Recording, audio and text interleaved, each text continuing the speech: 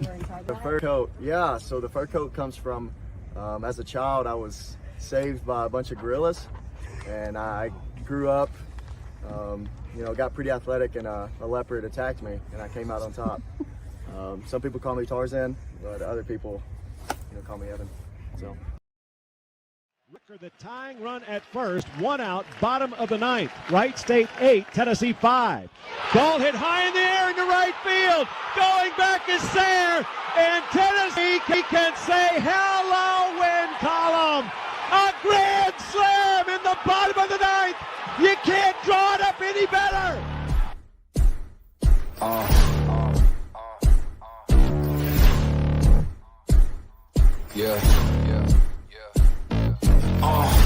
Pardon me and my tone. You can't step to my throne. They ain't working like me. I did this on my own. You asking where we been, huh? I don't know where to begin, huh? All this dirt on my skin. I just came here to win. I'm more than a man, I'm a monster. Somebody call a pastor, doctor. I got a 6 sense for imposters. So now I'm coming for the whole roster. It's not a game, why you playing with me? You could double back, lose track, try and hang with me. It must be in my veins, something you can't tame, cause I break the chain. Welcome to the Talkin VAWLS Network. My name is Boogie Bentley. My name is the Andy Kid. Man, I feel like all we do is live stream. All we do is live stream. I was looking ahead. I was going to talk before we went live, but man, I told you I was scrambling right before we went live. But SEC basketball tournament next weekend. If Tennessee makes a run into that thing, I mean, we may have to play the baseball next weekend. Maybe play it by ear. Not a big weekend anyway, but we'll keep you guys up to date. Let everybody know what's going on. Good weekend for baseball, man. Going into this weekend, this baseball team just absolutely on fire. 8-0 going into the weekend, outscoring opponents 121-8 going into the weekend. But, we talked about it back on the season preview. We had this weekend circled because it was a big step up in competition all weekend long. But you start things off Friday night, number one team in the country playing against Texas. What pros and cons to this tournament? Obviously Tennessee goes 2-1 on the weekend, but you got to – Tony Vitello talked about it kind of at the beginning of the season. Going through the non-conference schedule, then you go into this weekend, you get to face a little bit of adversity. You get to put your guys in different situations, see how they respond, and see what this team is made of before we go into SEC play here in a couple of weeks. I like it. I loved it this weekend that they got to play face number one. Didn't fare too well, but there were some positives. You saw a true freshman ace go toe-to-toe with the number one team in the nation.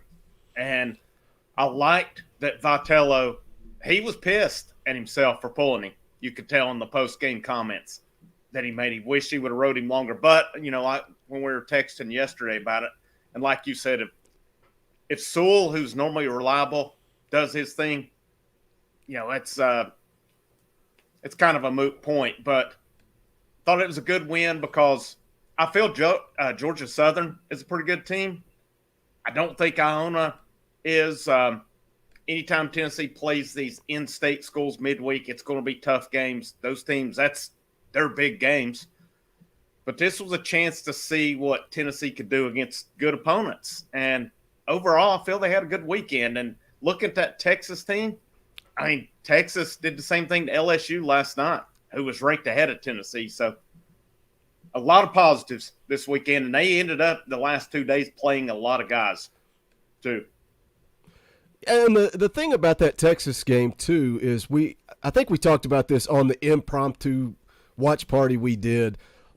Tennessee lost 7-2. You look at the scoreboard, obviously not the outcome you want, but just a lot of fluke things there, going back to what you just said about Chase Burns and getting pulled, Sewell coming in, giving up, what he gave up. Luke Lipsius, just an absolute terrible day, 0 for 5, 4 strikeouts.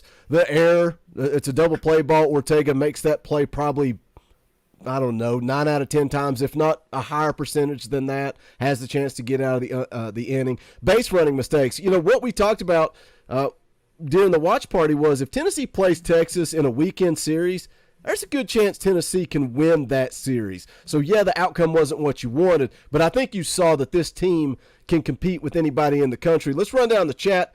Let's see who is hanging out with us tonight. Will Murley in the house. What's up, Will? Thanks for being here. Says, proud of this team. Bounce back after a tough loss Friday. I love this team.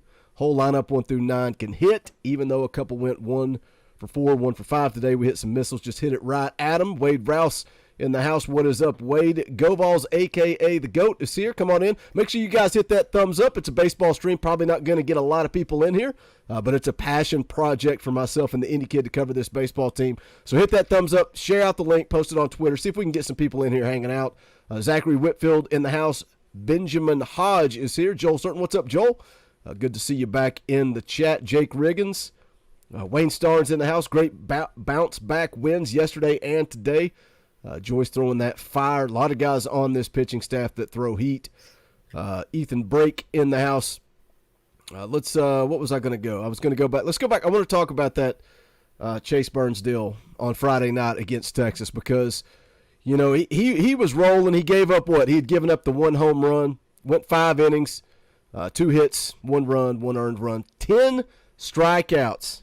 10 strikeouts. And, you know, I know you mentioned earlier that Tony Vitello was pissed. He was questioning himself. And it's the ongoing debate of baseball, right? It's almost like it's a no-win situation. If he puts Sewell in, Sewell goes into cruise control. Nobody's even talking about this today. If he leaves Burns in and Burns gets beat up, then we're saying, why did he left him in too long?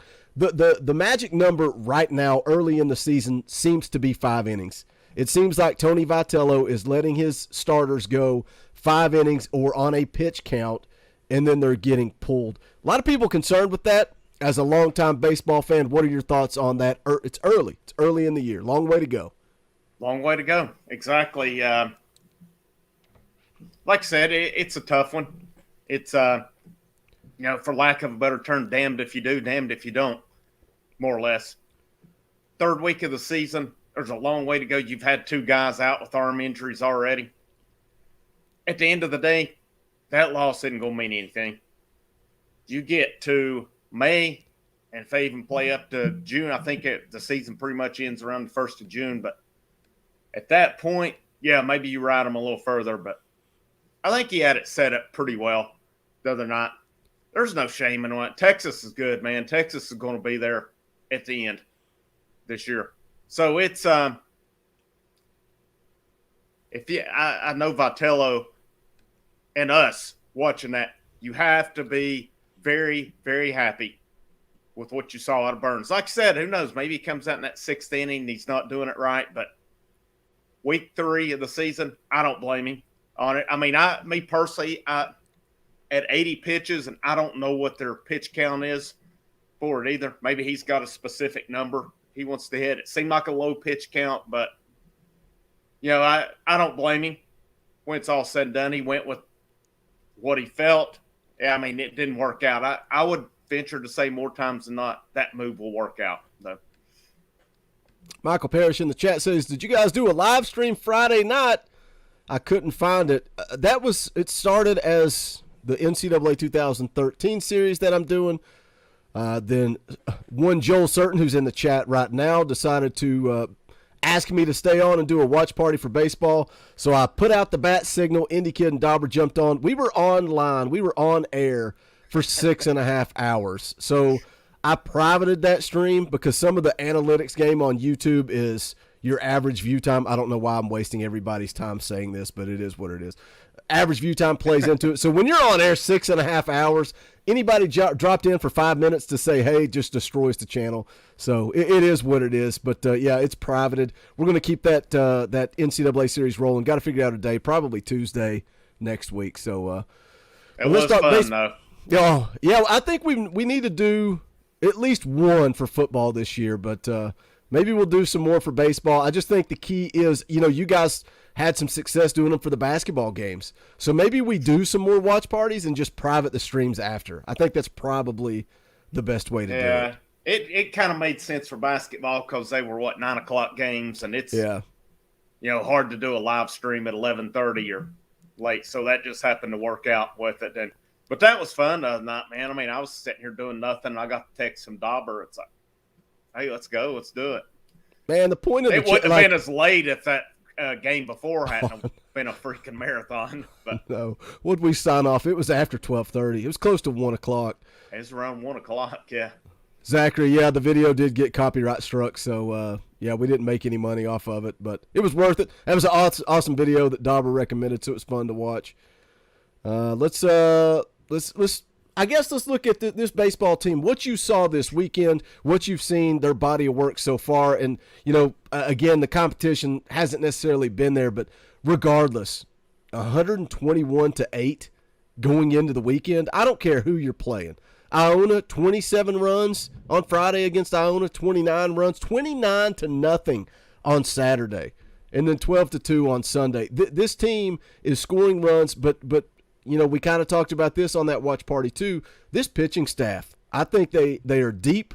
I think they can potentially be dominant, and then once you add Tidwell back into the mix, what you've seen so far, just a couple of weeks into the season, how deep can this team go? I think they can make a run to Omaha. I think they have the talent. They have the coaching. It's building that momentum, and it goes back to kind of what we talked about earlier with pulling your pitchers on a pitch count. It's a long season. If you can build that momentum and get hot at the right time. But as of now, I think this team is better than last year's team. It's got a lot of potential, man. And you look at you're talking about pitching. I'll hit on that in a minute, but just the lineup. We kind of questioned the top of the lineup Friday night, and they changed it Saturday and Sunday. Now, granted, you weren't playing Texas, but still yet, I thought Dickey did a good job in the leadoff role. Ortega in the 2-hole. I like that. Lipsius bounced back after a tough night Friday, had a decent weekend. Russell did a good job. One concern, and I saw Wayne allude to it earlier, is about Gilbert. How long is he going to be out? I hadn't heard anything on that. Excuse me. Hopefully he'll be back next weekend. But, I mean, even in his absence, that moved Christian Scotty. I said it Friday night. Christian Moore is going to be hard to keep out of the lineup, and look what he did today when he got his chance again. 3 for 4 inside to Parker today, which was pretty cool. That guy's going to be hard to keep out of the lineup. And he was a triple away from hitting for the cycle, but what do you do with him other than keep putting him at DH? That's what you're going to run into, man.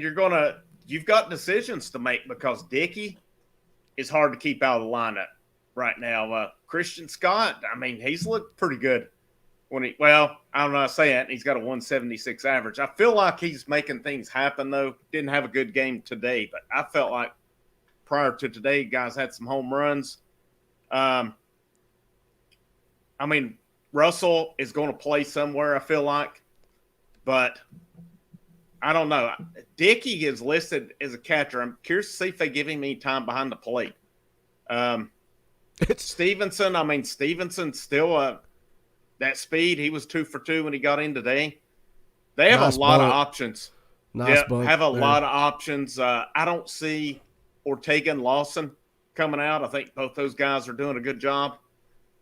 Now when we flip to pitching, though, I still maintain I'll stick to it. They didn't back me up Friday night, but I do feel this has a chance to be a deeper staff. When you get Tidwell, you get Halverson.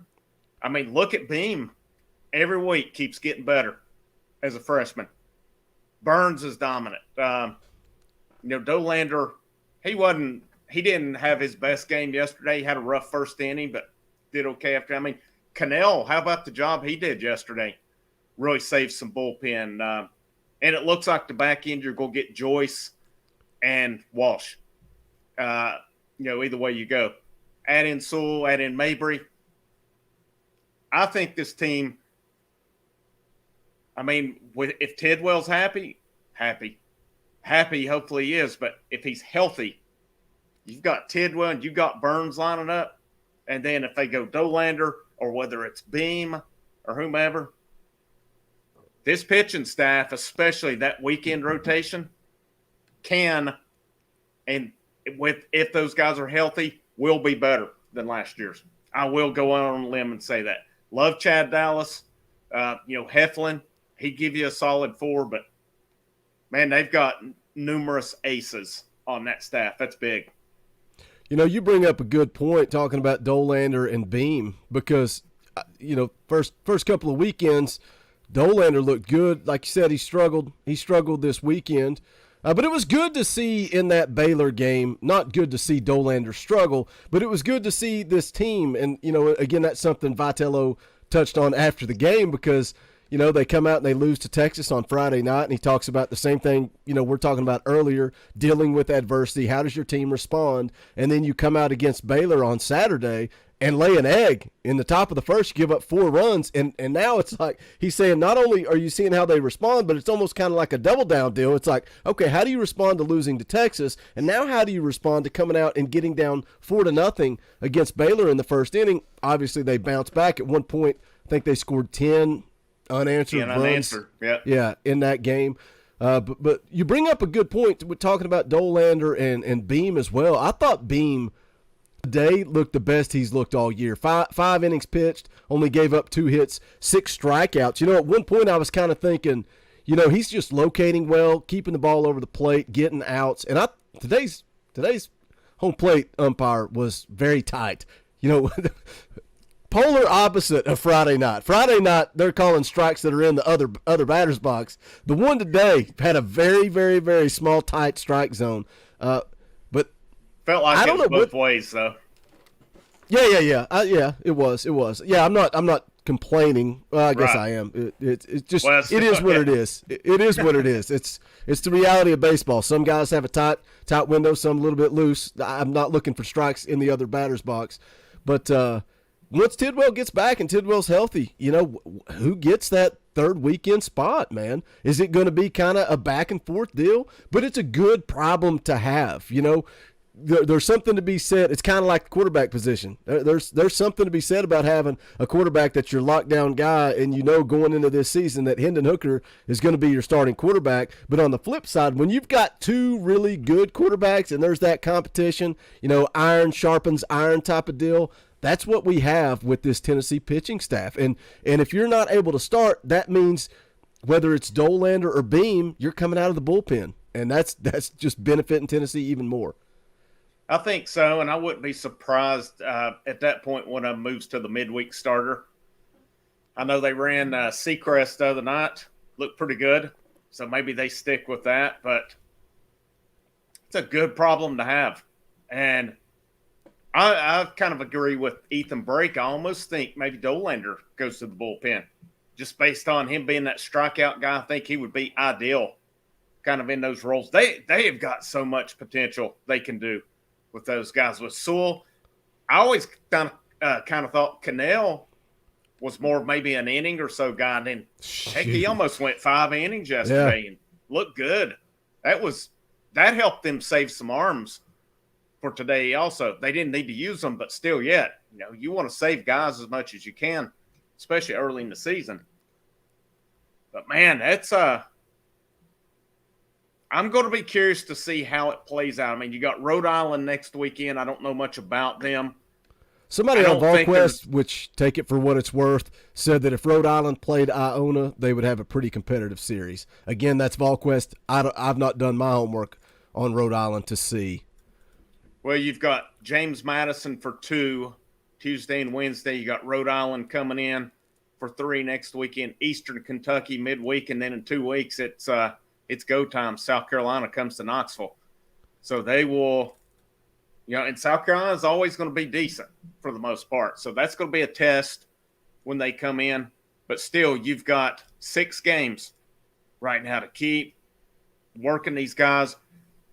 I think they have an idea, and it wouldn't surprise me at all if Beam doesn't stay in the rotation. Based on what he's going and where he keeps going, if he keeps improving like he has from week to week, I don't know, man. I don't envy the decision Vitello has made. He's going to have a tough one with Dolander and him. And, I mean, when Halverson, of course, I think Halverson's going to be later in the year, but what's his role going to be? Is he going to be bullpen, or could he factor in to the rotation as well? There's a lot of depth on this staff.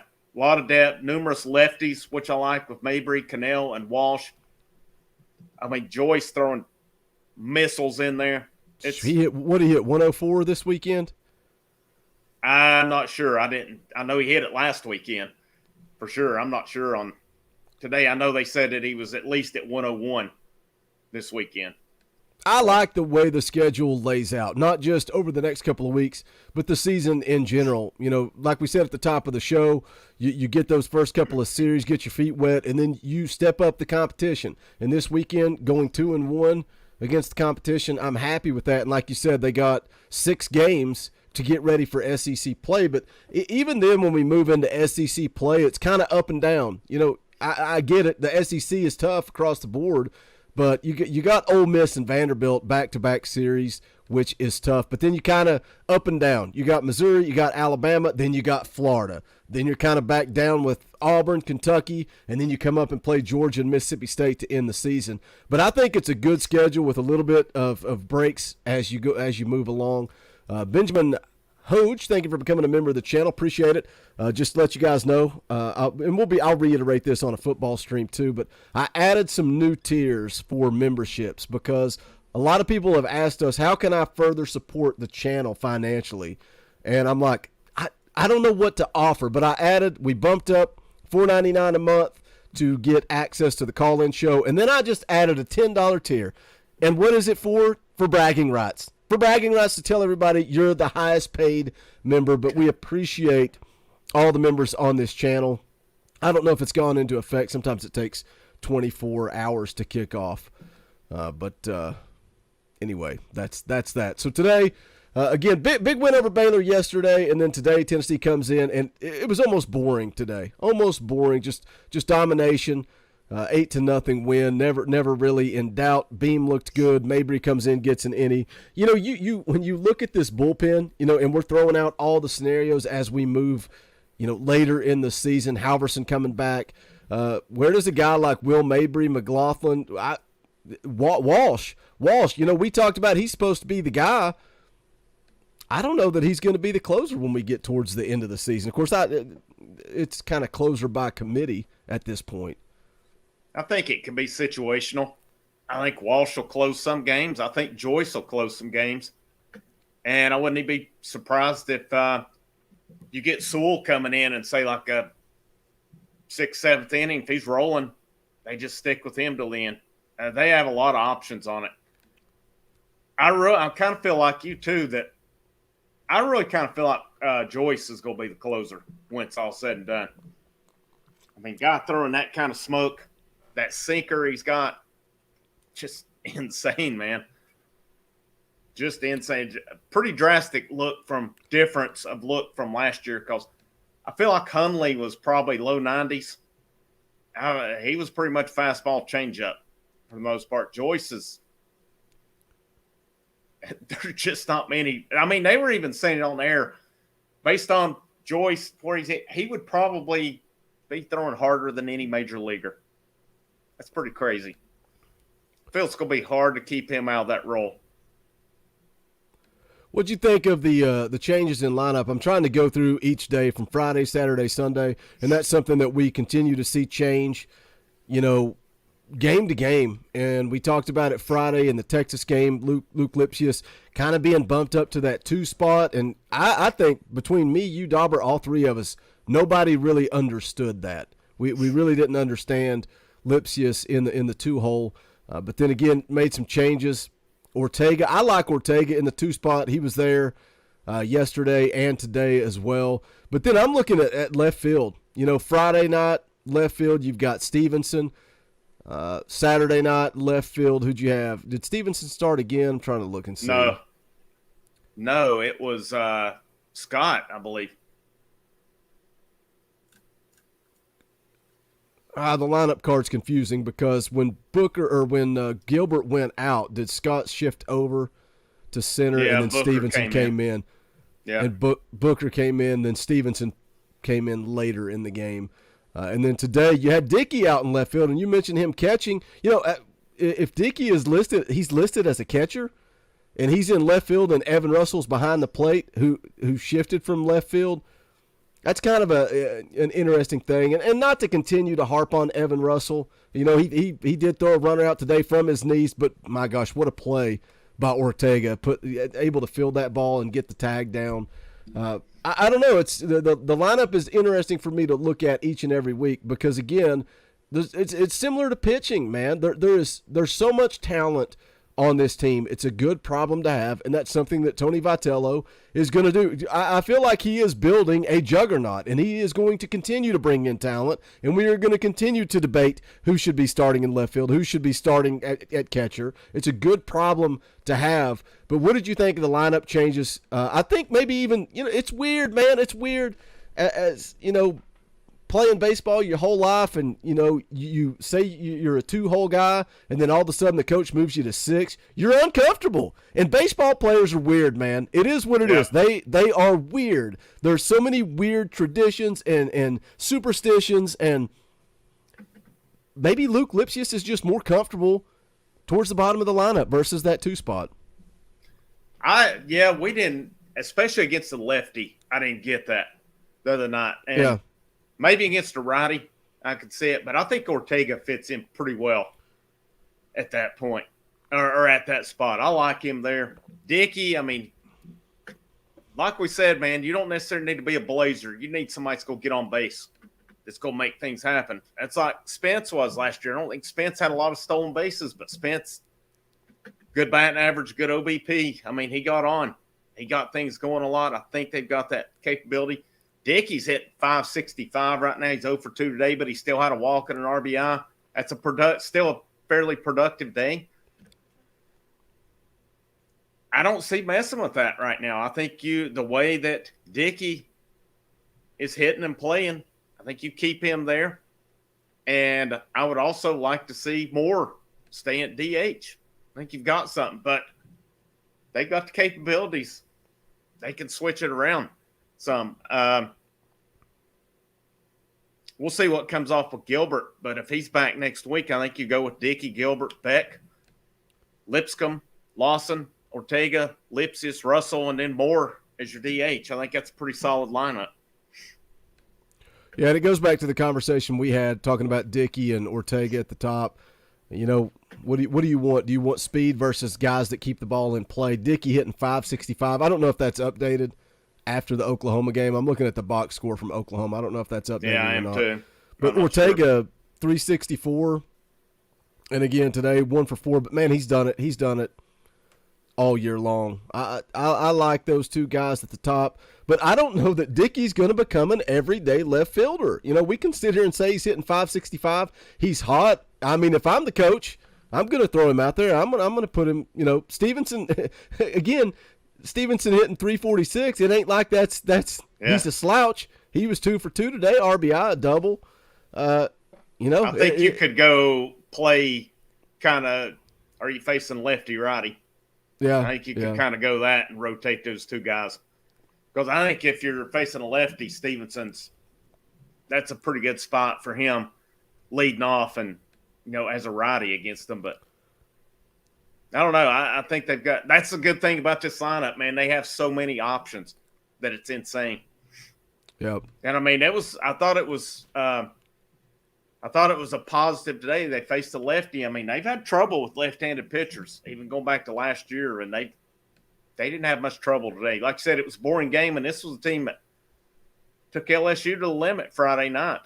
And so, I don't know how good or bad Oklahoma will be when it's all said and done, but the fact that a boring game today, I thought, said a lot. Yeah, regardless, no matter how good they are when it's all said and done, these are the three best teams that Tennessee's played, and outside of the first inning against Baylor, they just dominated Saturday and Sunday both. And again, I just don't think the scoreboard against Texas is reflective of what that game truly was, in a talent comparison. And there was a lot of goofiness in that game Friday night. And not taken away from them. Their starting pitcher was dominant. He was great. He had nasty stuff, but let's do a quick plug. We got a little over 40 people watching live right now. If you have not done so yet, please hit that thumbs up. We'd greatly appreciate it. Welcome to all the new members. Joel, I saw what you said earlier, that the new membership tiers probably won't go into effect Usually says it takes 24 hours, then you get approval. Just an update for things coming your way this week. We're going into the SEC tournament. Do you know the night time Tennessee plays yet? Is it Wednesday? Friday Thursday? night at 6 o'clock. Friday night, 6 o'clock. I'm assuming live stream after. That's the plan, yep. We'll keep you guys up to date as far as that Tennessee basketball team goes. If they play on Sunday in the championship, we're not going to do a baseball post-game show. We may not do one anyway just because, we'll let you know. Make sure you're tuned in. Rhode Island series, I have no problem going live, but especially if that basketball team is in the championship. Football videos continuing to come your way. Also, I want to do a live stream. We've not ironed down the day yet. But we'll do a spring preview live stream. All three of us kind of jump on and break down this roster as we head into spring practice. We're what? I think spring practice starts the 22nd. I think it is. We're right around the corner, so we'll announce that and let you guys know. And let me shield just a little bit more. Go check out the official merchandise of the Talkin VAWLS Network. Go to bonfire.com/store/Talkin VAWLS. Any and all support greatly appreciated. Just gave away a couple of T-shirts recently. That's what you guys will learn. The more merchandise you buy, the more merchandise we give away. So bonfire.com/store/Talkin VAWLS. That's plugs out of the way. Donovan in the chat. It's about time, Donovan. I've been waiting to start this show till you showed up. It can't be a baseball stream until Donovan is here. Christian Moore is ridiculous. Already my favorite player. So as we move forward, what are we doing? We could possibly do that, Joel, and maybe I'll do that. Maybe if Indy Kid and Dauber go live for basketball, maybe I'll do a video and kind of recap the series. That's what I've thought about, but at the same time, why not just get on here and talk it? We'll just talk some baseball. We'll see. We'll just make sure you're dialed in. We'll keep you guys up to date. But Indy Kid, we talked about it earlier, got just a handful of games before we move into SEC play. What do you think this many games into the season, what does this team need to improve on? What do you want to see from them over the next, what do we say, 6 games before we get into that South Carolina series? What do you need to see from this baseball team? Better base running. They got to be better behind the plate. Really, that's kind of my two. They're going to hit. I feel they're going to hit, but base running situations, I don't think they're that great of a base running team, and they're definitely not a good sliding team. I don't get it. Their sliding sucks. That Evan Russell slide though, that was a thing of beauty. That was a thing of beauty. That's true. That is true. I wonder how much of it is. Well, I don't know. It's across the board, but when they play at home, you see the teams come in, the visiting teams, they struggle. They overslide the bag all the time because of the turf. And I wonder how much that maybe impacts it when you're at a different facility and you're not on turf. But they've been playing at home a lot, so I don't think that's probably where you're going. No, I think but they've got to, what was it? Baylor had like 6 stolen bases in the first inning yesterday. But something ridiculous like that. Yeah, they had 6 stolen bases in the first inning. But how much of that was on Dolander versus Evan Russell? And Evan Russell's not been great. Yeah. He's not been great throwing out runners. But Dolander's delivery was very slow. And when Kirby, Connell, whatever you want to call him, when he came into the game, I felt like he did a better job managing that. But maybe not as many opportunities for Baylor at that point either. But they have to be better behind the plate. That has been the ongoing conversation that we've been having since they said Evan Russell was moving to catcher. Yeah, and I think you make a good point that it seems like it happens more with Dolander than it does Burns or Beam or even the relief guy. So I think there's something there teams are picking up on if they can get on base. So that's something to watch moving forward. I still kind of don't get the on one knee with the guy on base. I mean, we saw a pass ball today that was just over here, and he just kind of made an attempt to go over here, and it just went past. It can't happen. So they've got to improve on that, but I think they're starting to settle in. I think they're pretty set. There were questions about what was your infield going to be. Your infield's set. Yeah. who's going to play left field? Who's going to DH? Good problems to have.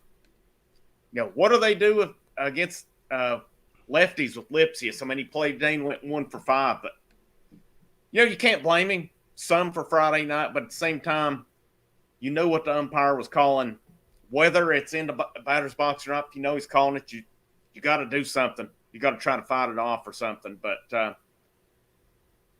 it's a good team, man. I'm really excited to see what happens when they play Ole Miss, Vandy, when they go on the road, because I feel like most of their tough series are on the road. Now, they got Georgia coming in. South Carolina's decent, but I think they could sweep South Carolina. Georgia's a good team. They come to Knoxville, but other than that, I feel like all their tough series are on the road. Yeah, I mean, it kicks off, like you said, with that Ole Miss and Vanderbilt back-to-back on the road, 2 top 5 teams. Yeah, Ole Miss, Vandy, that's tough. That's tough. Florida. Let's see, who else is on the road? Florida, Kentucky. I don't know. I don't think Kentucky's that great this year, but still yet, that's a road game. And then at Mississippi State. Mississippi State struggled some this year as well. But they play them later in the year, so maybe Mississippi State, you may see them get things straightened out at that point. Chris Beck, we're not disagreeing with you. We're putting some of that on the pitching staff as well. What I've questioned more with Evan Russell than anything is what any kid just said before with the pass balls, and we've seen a lot of them. And we mentioned it early in the season when it wasn't necessarily impacting anything, but when you start to continue to move into SEC play, you cannot do that. Nothing should piss an old catcher like the Indy kid off more than a pass ball. It's just a free opportunity, and I don't understand, like you said, the getting down on one knee, spread out. You just don't have an opportunity to keep the ball in front of you, and I would think there would be some type of correcting there. Like you said, man, I mean, I agree with all. It's not, especially with Dolander. I think we're seeing a kind of a trend there that there's more stolen bases happening on him. Yeah. So that's not all. That's not all on Russell. Yeah, my problem is more the too many pass balls. Again, it's out of your control sometimes if a pitcher has a slow move to the plate, but it's not out of your control to block the ball. And it goes back I don't care if every catcher does it. It does not. I will say, if you're on one knee with a runner on base, that is a recipe for disaster. Yeah, I don't care what you do if nobody's on base. I don't care what I'm you not do. going to agree. I'm not going to agree that's the way it should be now. You got to be on your toes and blocking that ball and ready to go with it. Just my opinion. Maybe I'm wrong, but I feel very strongly about that. You shouldn't be going here and it being a pass ball. Agreed. I'm in agreement with you.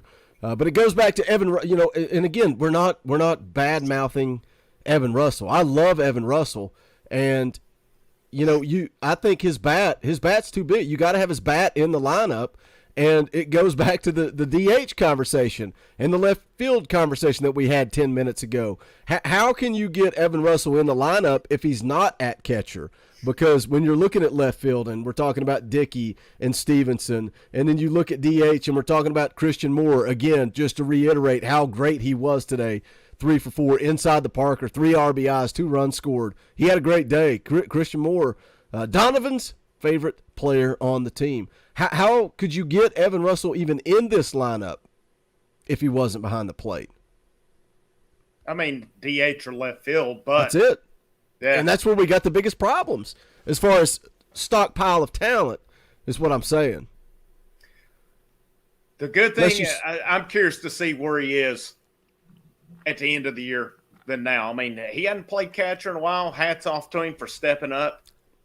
I think they've gotten kind of caught their pants down as far as catcher go. I mean, you had Pavoloni, but then they had the transfer from West Virginia coming in who I guess he decided to retire from the game. So it's I'm not sure if they just hadn't recruited the position well or what's happening there. I feel it'll be addressed because, I mean, Russell is a super senior. You're going to have to replace him. So does Dickey?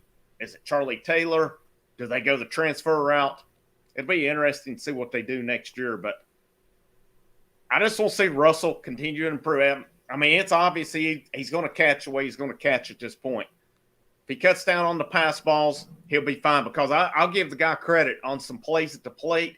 He has looked very good. He's looked like a veteran on numerous plays where Beck has gunned guys. I feel like he has looked very good numerous times on plays at the plate. Had good tags, good positioning. So it's obvious the guy's putting in the work. So I do feel he'll be fine at the end of the year. Still kind of getting his feet wet, and especially yesterday. Again, not all him at all. Definitely not. But, again, that was another learning opportunity for the team. Yeah, and again, to reiterate, too, he made a great throw. Great throw today on that delayed steal, but an even better tag by Ortega.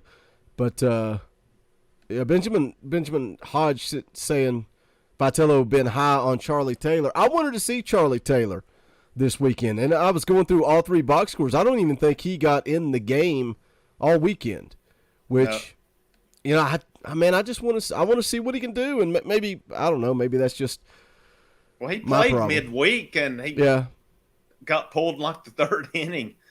I don't remember if he got hit by a pitch or what, and then they pulled him. So I'd like to see him in at least one of those James Madison games this week. See what he can bring. I know he played out in California in the summer, had a pretty good summer out there. So we'll see. I think we'll see some – I was just going to say I think we'll see some interesting looks because there are two midweek games with James Madison and then, again, a series against Rhode Island. I mean, you're talking about 5 games right there, 6 when you look at Eastern Kentucky next week. I think we're going to see a lot of guys get an opportunity over the next, week and a half. I'll tell you a guy he mashed one today is and I think they're pretty set for the future at first base is Blake Burke. Yeah, he's looked field good. Shot today. I think I saw he's hitting 250, but, man, he looks like he could kill one. And I know there was a lot of positive about him before the season. Talked about how he could get into the lineup. I don't think you're going to replace Lipsius, but if something happened there, they could go with Burke. I mean, Beck can slide in. I don't think you want to pull Beck out of the outfield, honestly. He's with his arm. No, he's a stud in right field. Yeah. And I know last year there was a game he struggled, and I think kind of said something, well, I don't know about a little shaky out there. That was kind of the one time he was shaky. Other than that, he was solid all year. Yeah, I think maybe did he lead the conference in assists last year from the outfield? If he didn't, he was close. He's already gunned down 2 this year, and we're just getting started. So, yeah, I want to see. The thing about Burke is, it's like look at Lipscomb. Lipscomb's a guy that everybody's talking about right now, and I think you mentioned this on the watch party. He couldn't even get on the field last year. It's crazy. And now he's the hot name that everybody's talking about. Man, and I felt like this weekend too. He went 0 for 4 today, but man, he was making good contact all weekend. I felt like, and just could not catch a break. It didn't seem like he hit some hard balls today. He hit one deep to the fence, or the wall, not the fence. But yeah, and I thought it was fun. Did you see the play he made at third where it hit off the rafters? Dude, he adjusted. What was funny was you could hear Vitello yelling, "It hit the rafters!" And then the commentary team talking about how if it hit the rafters, then it's a foul ball. But how you going to overturn that if you called it an out on the field of play? But, man, what I was like, why is he so off?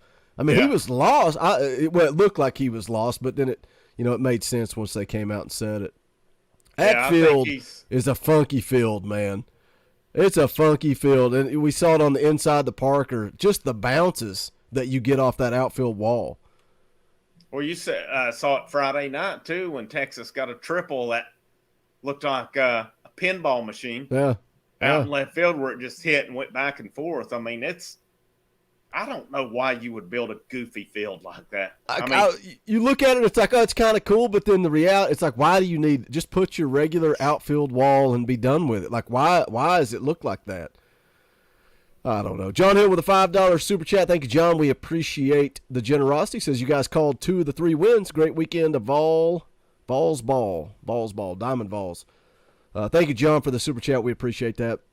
I was more excited to see what this team looked like against Texas. And, Yeah. you know, I've already said it, and even so they lost, and, you know, it wasn't even really close.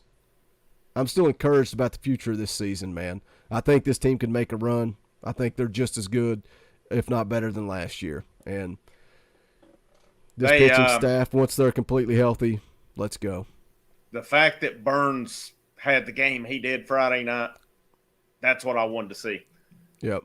You know, they messed with the lineup some as the weekend went along. I think there were some things off with the lineup Friday night. I think that was a productive night overall. You know, even though they lost against the number one team. And again, I mean, Texas handled LSU last night too.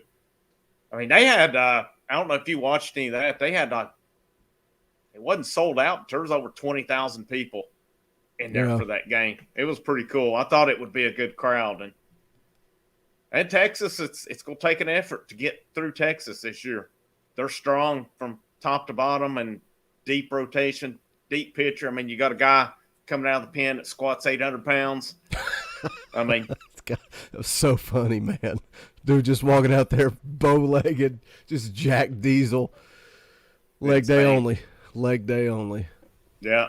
But I thought it was a productive weekend. I think we saw about what we expected to this weekend.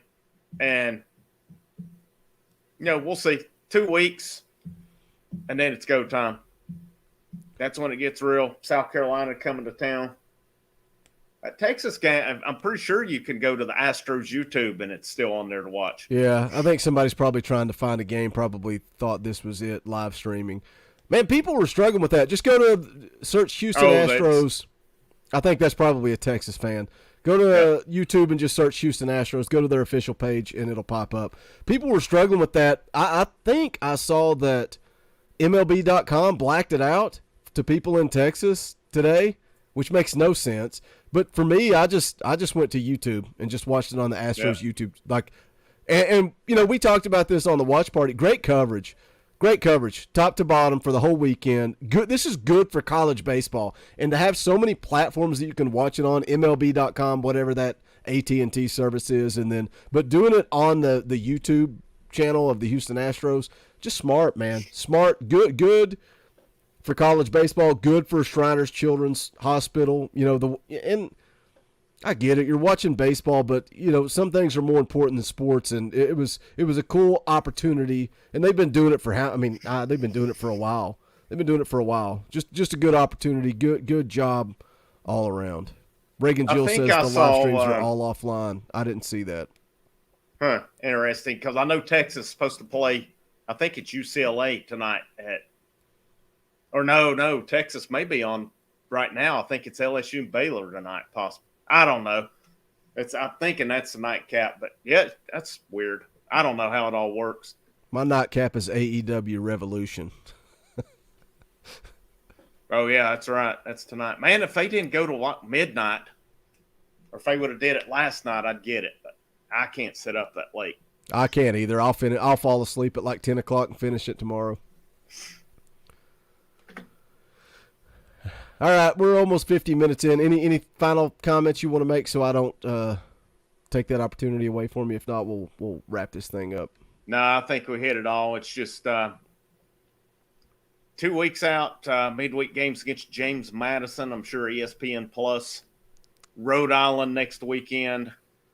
Let's see, the midweek game after that is Eastern Kentucky. So I do fully expect that Tennessee should win the next 6, and then they'll go in 14-1 when South Carolina comes to town. So it's almost go time. A couple more weeks of getting prepared, but well, let me just say we do have. Go ahead. What was that final I was going to comment? say I like this team's chances to make a deep run this year. Yeah, I agree. Especially after what I saw this weekend. But we got almost 50 people watching. If you haven't hit that thumbs up, go ahead and hit it now on the way out the door. I just want to remind you, scrolling across the bottom of the screen, that's all of our Twitter handles. You can see the official Talkin VAWLS handle, mine, Dauber, any kids. Make sure you follow us all. I don't know what the baseball schedule is going to look like next week because of the basketball tournament, but we will let you guys know. We will decide. I don't know. We're going to watch the baseball games. Maybe we'll just do the live stream. If the basketball team doesn't make it, we can wing it. We'll make it happen. But we will always keep you guys up to date on social media, when we're going to go live, when we're not, all that good stuff. Dropped a video today right in the middle of the baseball game. Tennessee picked up a defensive back in the transfer portal from Georgia Tech. Go check out that video. But whatever you guys do, we appreciate the support. We're going to wrap it up for this one. He's the Indy Kid. I'm Boogie Bentley. We appreciate you guys hanging out with us on this Sunday afternoon. Go Big Orange. I don't think anybody, including our fan base, are afraid to be the villains. So I think that that's what makes this play special, is that starting with our coaching staff and our players, we enjoy getting in a fight, and we enjoy the close games, and we enjoy the competition.